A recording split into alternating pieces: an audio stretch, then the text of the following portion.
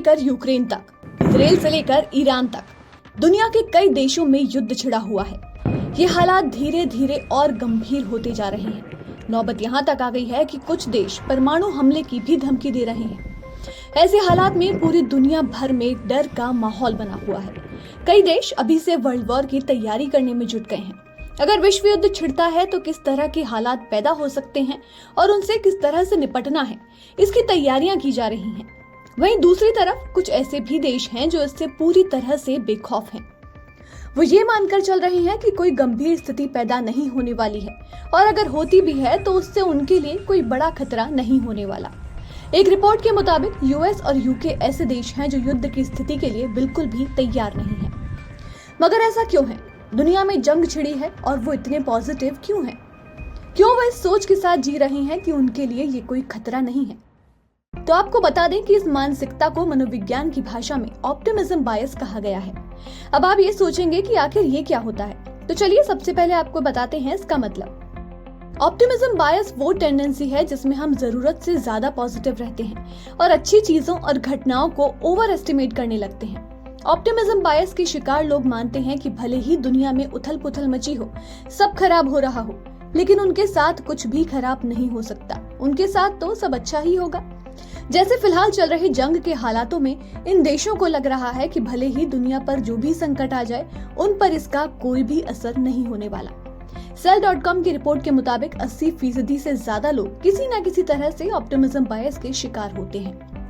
ये study US और UK पर आधारित है। वेस्टर्न कंट्रीज के लोग खासकर इस बायस का शिकार हैं। द कॉन्वर्सेशन की रिपोर्ट की माने तो यूके और यूएस जैसे देश इस कदर इस मानसिकता की जद में हैं कि वो किसी भी तरह की इमरजेंसी के लिए पहले से तैयार नहीं होते हैं। यूनिवर्सिटी ऑफ ब्रिटिश कोलंबिया की स्टडी में पता चला कि यूएस, यूके और कनाडा के लोग हद से ज्यादा होपफुल होते हैं, यानी कि आशाओं से भरे होते हैं और ये आशावाद उनमें इस कदर भरा होता है कि वो हकीकत से दूर भागने लगते हैं। जबकि वहीं एशियाई देशों में लोग ज्यादा प्रैक्टिकल होते हैं, हालातों को देखकर सोच समझकर कदम उठाते हैं।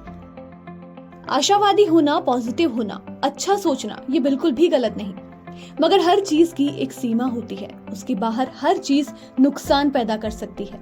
वैसे ही हालातों को देखकर हरकत में आना, सही समय पर सही फैसला लेना और अपने आप को तैयार रखना भी जरूरी होता है। वैसे ही ऑप्टिमिज्म बायस भी खतरा बन सकता है।